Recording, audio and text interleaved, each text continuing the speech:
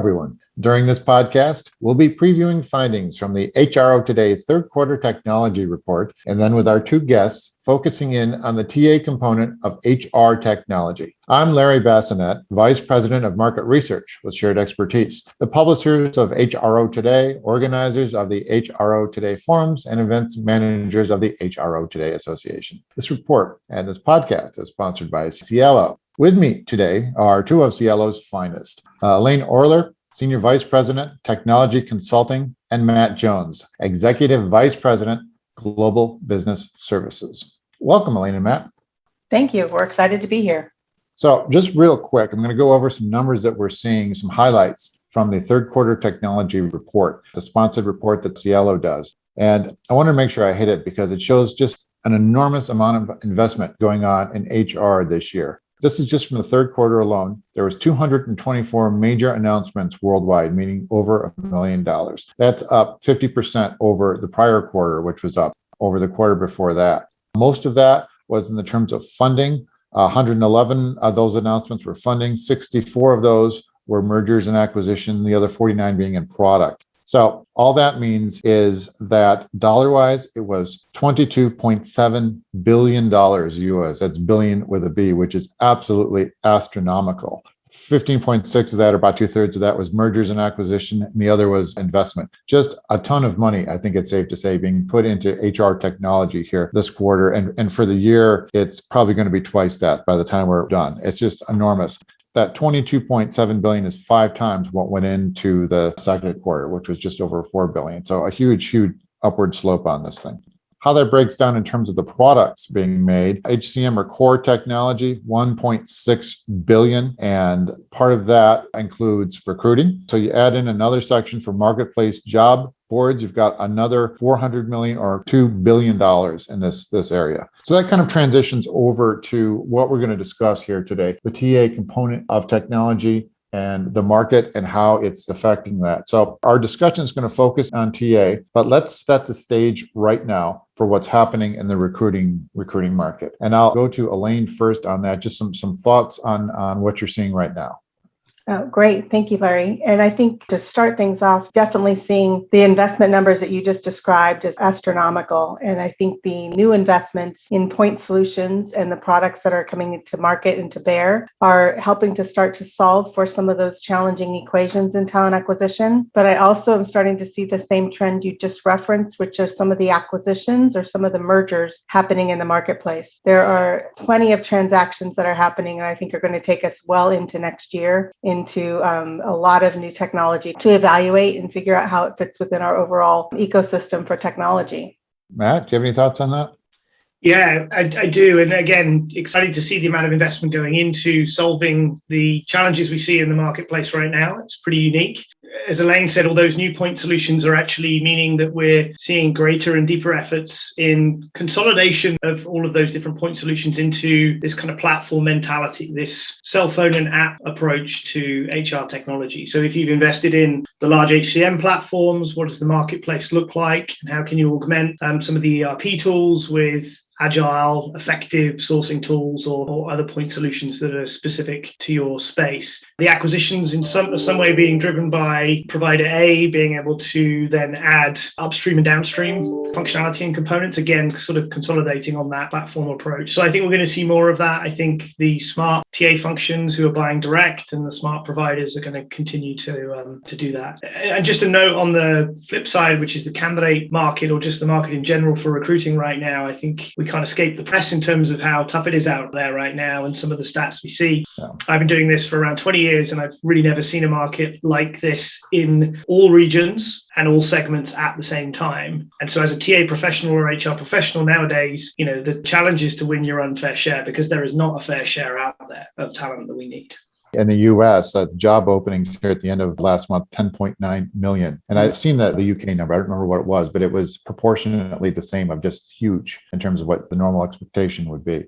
I would add into there too, what's fascinating about happening with the number of jobs available is there are several reports that just in the last couple of months, there's an average of 4 million people resigning from their jobs monthly. Oh. now. So there's a lot of movement between the candidates, between those that are leaving opportunities for potentially better opportunities or leaving the workforce altogether for some reason or another. And Elaine, I just expanding on that, I don't think we've yet seen the full extent of, I'm going to go further than the great resignation and talk about the great reshuffle. All of these people that took a satisfactory role or actually an unsatisfactory role in the depth of the pandemic, I think there's still a couple more quarters at least, if not a couple of halves in that great reshuffle as well. So I think this market's here to stay, certainly for the foreseeable. Agree. Now, Matt, you used the phrase "win your unfair share." We're going to discuss improvements in innovation and talent sourcing technology from 2 points of view here. The first will be uncovering the value add from the recruiter side, and then we'll flip it over and say we'll talk about the value add candidate side. So first area, what do we think about speed of market? I can jumpstart this, and I might just flip your order a little bit and start with the candidate discussion Okay. on this. The speed of the market, I think, from a candidate perspective today is really driving the way in which organizations have to capture awareness and attention. We're seeing, again, more and more organizations pushing to that first line of capture, that first line of interest, making that point of entry as simple and as quickly as possible in order to collect that interest. If a candidate introduced with here's 15 steps to apply and 3 assessments you have to take, they're abandoning those processes more than ever to take on the simplified model where there's an easier point of entry in order to express their interest into those opportunities and then stage the way in which they want to interact in order to get to that point of validation. Just adding from what we're seeing on the recruiter side there, I think actually the speed of market is forcing recruiters to have greater discipline and recruiting departments to have greater discipline in how they're kind of systematically moving through the engagement, the connection, and just the sort of sub-cycles involved in recruiting. That actually has a candidate experience benefit because it's forcing us to make sure that we do speak to everybody and we do reach out to everyone and people do get feedback and we are kind of expedient. And where we're seeing organizations win is where technology enables you to really augment your recruiting approach. So puts those candidates in front of you that you need to speak to next or need to speak to first, allows you to kind of clean up your communication and make sure that we're reaching out to everyone involved. And also coming back to that platform play, allowing us to bring all candidates into a single location to engage with so that actually that engagement can be, fast and effective and actually just meet some of the experience expectations that we see out there in the market. So a real shift from days of old when the thought process was always that the candidate is interested enough in the job, they'll jump through all the hoops that we want to throw at them and fill out what we ask. 100%. Maybe a few years ago, there were subsets of your talent pool that would do that. I think right now, you have a real risk if you do that with any part of your organization. You need to be out in front of those candidates and being transparent and open about recruiting process and also just getting back to them. And it wasn't that long ago we were the other way around, that it's shifted so quickly that the candidate owns their own journey now versus, the flip side where the recruiter has an ability or the business has an ability to put in a lot more toll gates and steps in the process to filter candidates. It is truly the reverse economy right now from a candidate perspective. Well, and that Elaine, I think, is driving the consumer grade experience that we're seeing now in some of the tools available in market. And I know we're going to talk about some of those, but just, the Amazon experience, Amazon Prime experience of recruiting. How do we allow people to choose their adventure when it comes to interacting with an organization? And how do we allow them to have, 24/7 access to an organization when thinking about getting hired there? Well, let's talk about that a bit, some of the tools. There's conversational AI. So let's discuss how that's making things better in the process. I think of conversational AI kind of nested in your application process or in your career sites or out there in the advertising space as just operationally a way of just kind of reaching and engaging with more people in the top of the funnel and giving access to candidates and applicants and people who don't know their candidates yet to kind of interact and ask questions and get answers and really identify if this is the right type of organization for them and also find out a little bit more about what to expect in the recruiting process. It's that real virtual assistant and concierge experience at the start of the recruiting process when it's just not possible to speak to the top of funnel 5,000, 10,000, 100,000 candidates that move through interactions with your organization each day or each week or each month or each year. truly the same. And I think from the candidate perspective, that virtual assistant model, I think there's some misconceptions that that's only useful in high volume or hourly based workforce, where we're starting to see that across all lines of recruiting, that there's a value proposition to that assistant, whether it be just navigating through what jobs exist and how to best fit against those jobs, or whether it be the entire process of I clicked a QR code while walking out of the store and I'm already scheduled for an interview to come back into the store in 15 minutes. So things of the speed and the agility that happens with these virtual assistants just allow for the organization to work through that kind of relationship with the candidates in a way, again, that candidates desire, but also achieving the company's goals of getting the information they need to make decisions quickly. Would you say that speed and agility are the key parts of making conversational AI optimal? I would say speed, agility, but I would also say quality in there, because the interaction that's happening is creating a higher quality data point or a higher quality activity for both parties, like the company as well as the candidate, on the information needed to make a quicker decision. Let's go on to another tool, SMS usage. So smartphone rather use in the US, it's nearly universal. It's like 85%, and it's pretty close to that in the UK and much of Western Europe as well. So almost everybody that has it. And the younger you are, the more likely you are to be attached to a smartphone. So how is SMS usage going to play out here?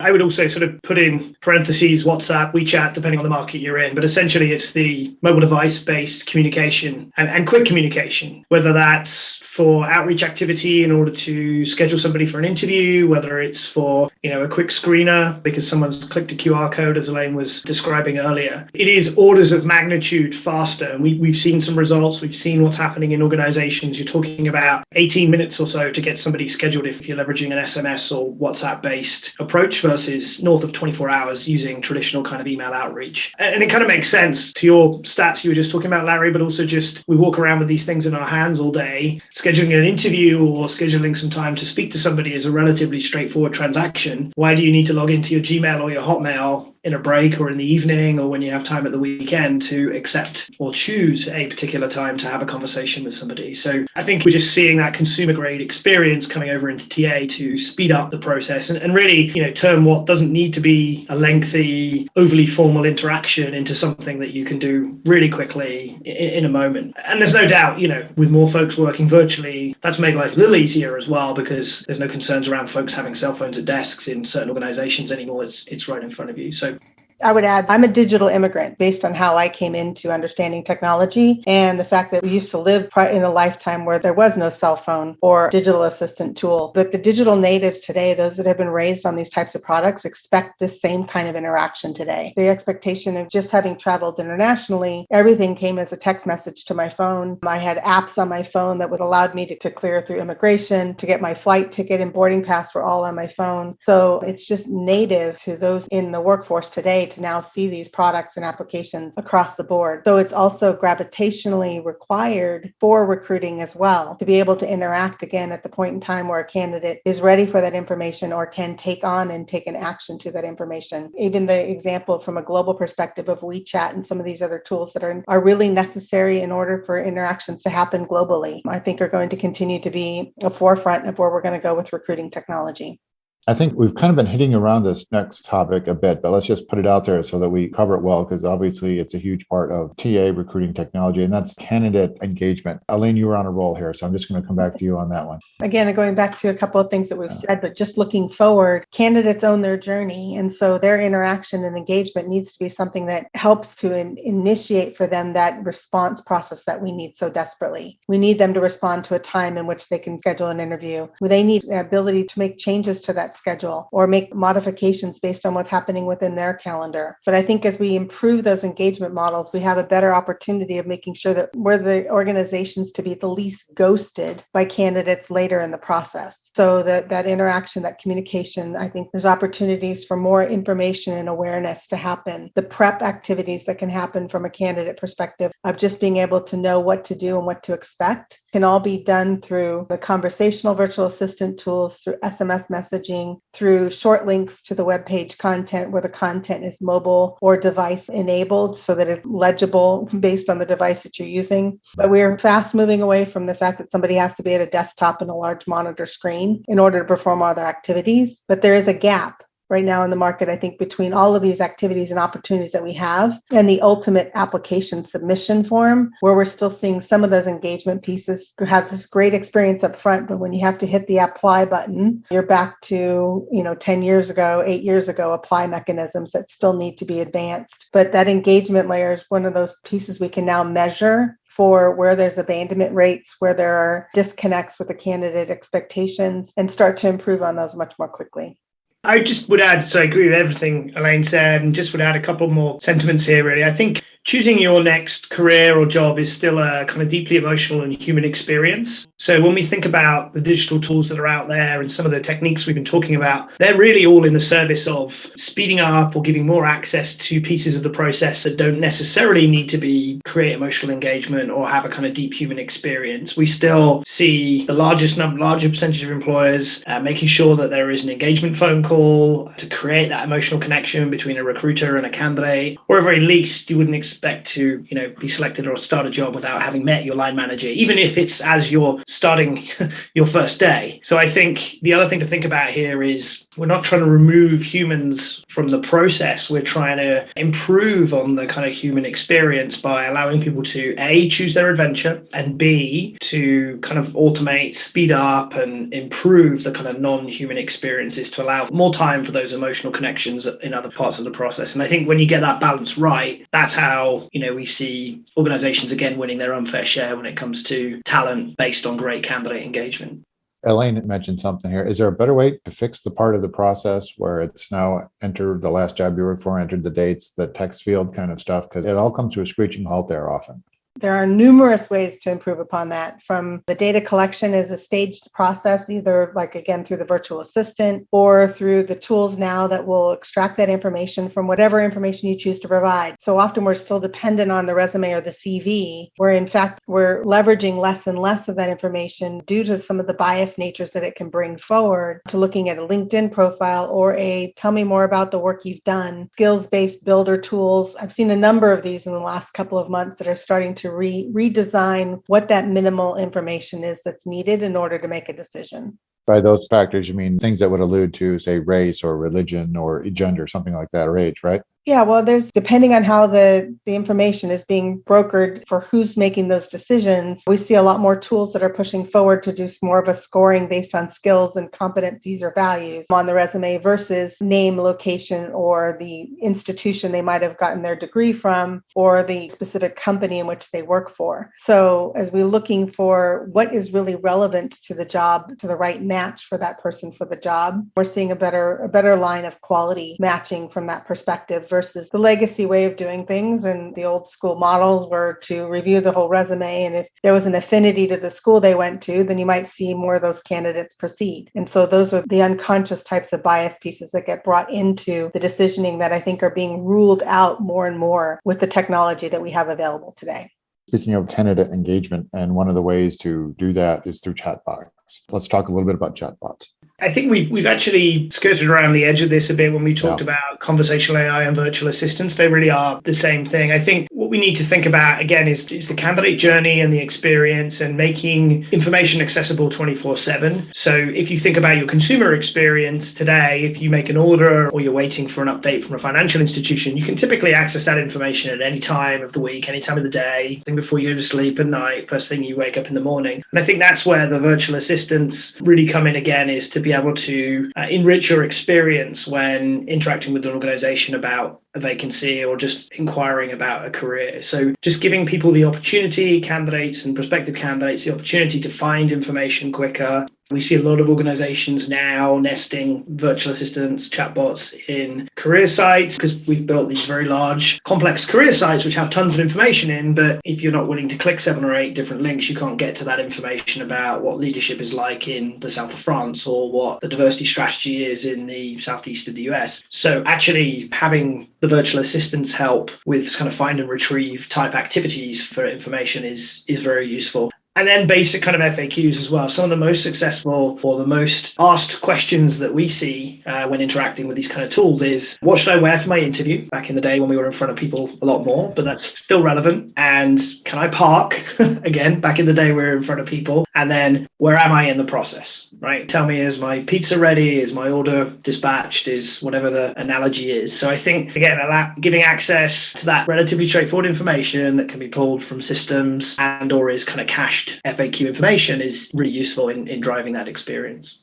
We've covered a lot of ground, very wide area here. So thank you both for taking the time to do that and provide some remarkable insight into what's happening right now. We have another podcast coming up this winter, and I wanted to just preview that by looking ahead a little bit. We're going to focus more on retaining more than your fair share, which obviously recruiting is a part of that. If you root the right people, it's a lot easier to retain them. But that's the area that we're going to focus here this winter. Aline Orler, Matt Jones, thank you very much for joining us today, and we'll talk to you soon. Take care. You too. Thank you, Larry.